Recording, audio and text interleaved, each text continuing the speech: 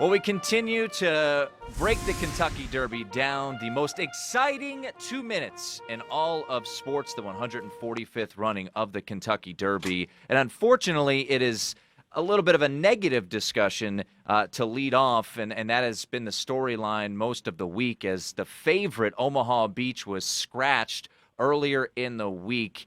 Just how much does this change things, Brittany? And also, when we heard about the news, who benefited the most from Omaha? Well, first and foremost, it's such a gut punch to the connections. Richard Vandella going for his first Kentucky Derby victory, and he has the favorite. So, my thoughts go out to them. Luckily, it's a very minor issue, and hopefully we'll see Omaha Beach back on the track in no time. So that aside, you're obviously taking the competition out. The favorite is gone, so I think that helps the entire field. It obviously helps Bodie Express because now he gets into the starting gate. But from a pace standpoint, I think it softens things up a little bit for a few of the other horses within the race. So you're going to see Tax. Danny Gargan told me he's going to show some speed. Obviously, War of Will with that rail post, he has got to go. But other horses say like Improbable or Vacoma and Maximum Security. I actually think out of all of those horses, it might benefit Improbable the most because he's not going to have necessarily Omaha Beach flanked on him, which I would have expected because maybe he's not the quickest in the group, but I think he would have been sitting just off of those pace setters. So that could really help Improbable. I'm not quite sure if he can get the distance, but without being hounded with a horse to his outside, I think it might help. So for me, I think Improbable benefits the most.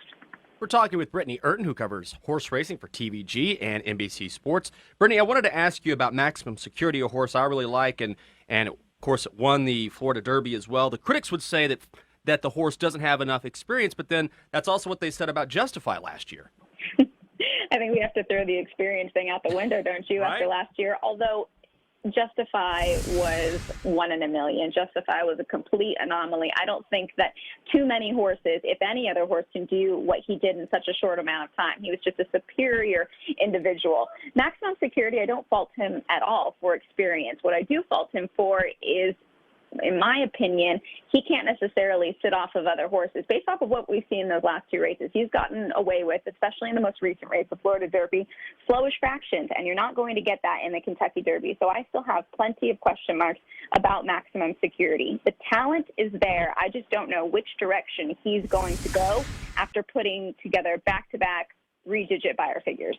Well, you've got the 3 Baffert horses that are the favorites, Game Winner, Roadster, and Improbable. And then, as Jenks just mentioned, Maximum Security at the 7 post. And then you have Tacitus at the 8 post, also 8-1. And I've heard a lot of people, when people are trying to, make their value plays, either Maximum Security or Tacitus comes up, Brittany.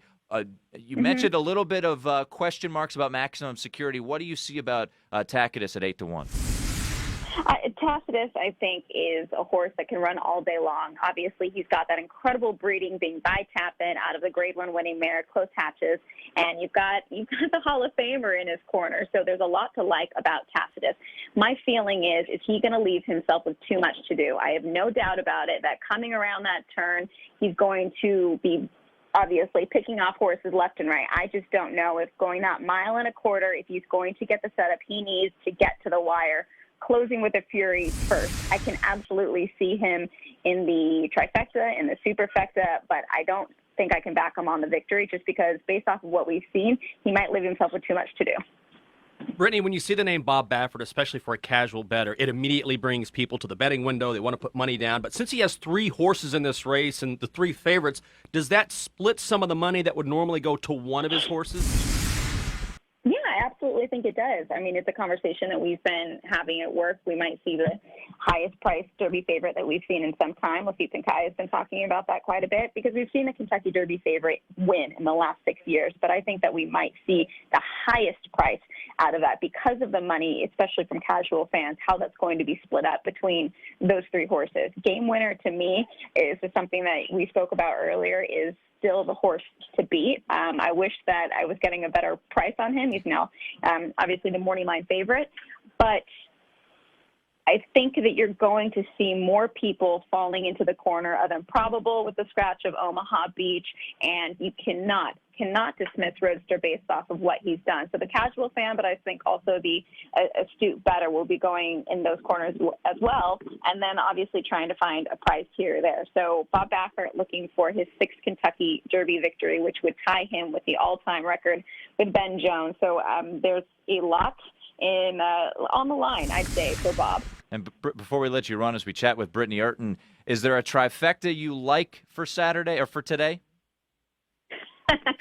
Oh, okay. This is a tough one. So I love Game Winner. He is my go-to, but I got to find some prices underneath, right? Mm-hmm. I think that Country House is going to run a big race, so I'm willing to put him not necessarily underneath, but I would include him in a superfecta.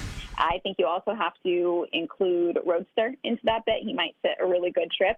So if I'm trying to play a superfecta, and maybe I wanted to off the cuff pick 5 different horses, that might get a little expensive boxing it. But Game Winner, Country House is a long shot play. Code of Honor, I'll throw in there. Roadster, and then my 5th horse, if you're really pressing me to add a 5th, I might have to add Tacitus because I know that he's going to be rolling late. So those 5, maybe in a super, I think I could get at least 4 of them up there.